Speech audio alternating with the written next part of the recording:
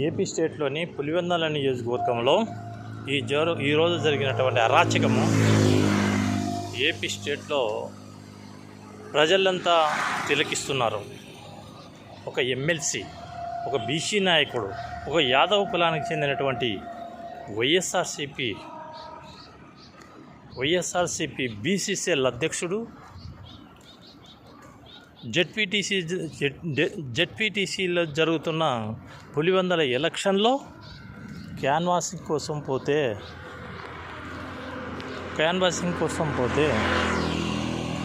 500 మంది 300 మంది రాడ్లు తీసుకొని, కర్రలు తీసుకొని, పెట్రోల్ డబ్బాలు తీసుకొని అటాక్ చేస్తే ఈ స్టేట్లో ఉన్న ప్రభుత్వం ఏం చేస్తుంది, అక్కడ ఉన్న పోలీసులు ఏం చేస్తున్నారు? దీని మీద యాక్షన్ ఉండదా?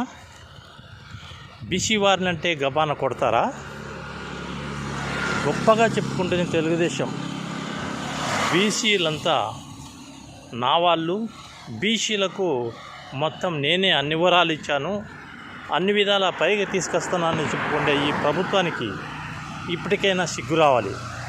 ఒక బీసీ ఎమ్మెల్సీని 300 మంది రాడ్లతో అటాక్ చేస్తే ఈ ప్రభుత్వం ఏం చేస్తుంది? ఈ ఎలక్షన్ కమిషన్ ఏం చేస్తుంది? ఈ పోలీసులు ఏం చేస్తున్నారు? వీళ్ళందరూ జోస్యం చేస్తూ కూర్చొని ఉన్నారా? ఆఫ్టర్ ఆల్ ఒక 10,000 ఓట్లుండే జెడ్పీటీసీ పోటీ కోసం ఈ తెలుగుదేశానికి ఇంత అకృతం ఎందుకు వచ్చింది అంటే, జగన్మోహన్ రెడ్డిని పులివెందుల్లో ఓడగొట్టినాం, వాళ్ళ క్యాండిడేట్ని ఓడగొట్టినామని ఈరోజు నీ ప్రభుత్వం ఉందని భుజాలు తట్టుకుంటున్నారేమో. ఆడ జరిగేది ఏమీ లేదు. ఒక బీసీ కులం వారిని, ఒక యాదవ్ను, ఒక ఎమ్మెల్సీని, ఒక బీసీసీఎల్ అధ్యక్షుని మీరు అటాక్ చేసి 300 మందితో కొట్టించారంటే ఆయనకు జరిగిన దెబ్బలైతేనేమి, స్టేట్లో ఉన్నటువంటి బీసీలంతా ఏకమైతే మీ సంగతి ఏమవుతుందో మీకే తెలియాలి. పార్టీని చూడరు, ప్రభుత్వాన్ని చూడరు, కులాన్ని కోపట్టుకొని ప్రాకులాడే వ్యక్తులు బీసీ వారు.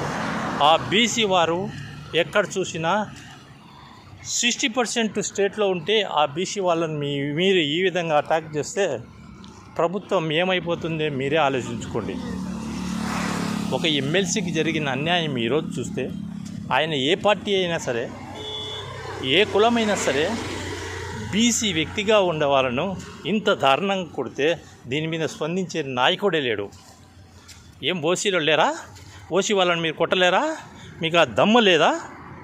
దమ్ముండే నాయకుడు జగన్మోహన్ రెడ్డి ఉన్నాడు, తోలు తీస్తాడనే భయం మీకు లేదా? ఇప్పటికైనా తెలుసుకోండి. బీసీ వాళ్ళ జోలికి వస్తే రేపు మీ కుంపట తీసి బయట వేస్తారు. 60% ఈ స్టేట్లో, ఏపీ స్టేట్లో 60% ఉన్న బీసీ లేకమైతే మీ పరిస్థితి ఏమవుతుందో చూసుకోండి. రేపు 10,000 మంది, 10,100 ఓట్లు ఉండే ఒక జెడ్పీటీసీ కోసం ఒక నాయకుని, ఒక ఎమ్మెల్సీని, ఒక బీసీ నాయకుని, ఒక యాదవ్ కుల వ్యక్తిని మీరు అటాక్ చేస్తే మీకు ఎవరు దొరకలేదా? ఇంకా ఓసీ వాళ్ళపై దగ్గరికి పోలేరా మీరు? ఓన్లీ బీసీ వాళ్ళపైకే వస్తారా? ఓన్లీ ఎస్సీ వాళ్ళపైకే వస్తారా?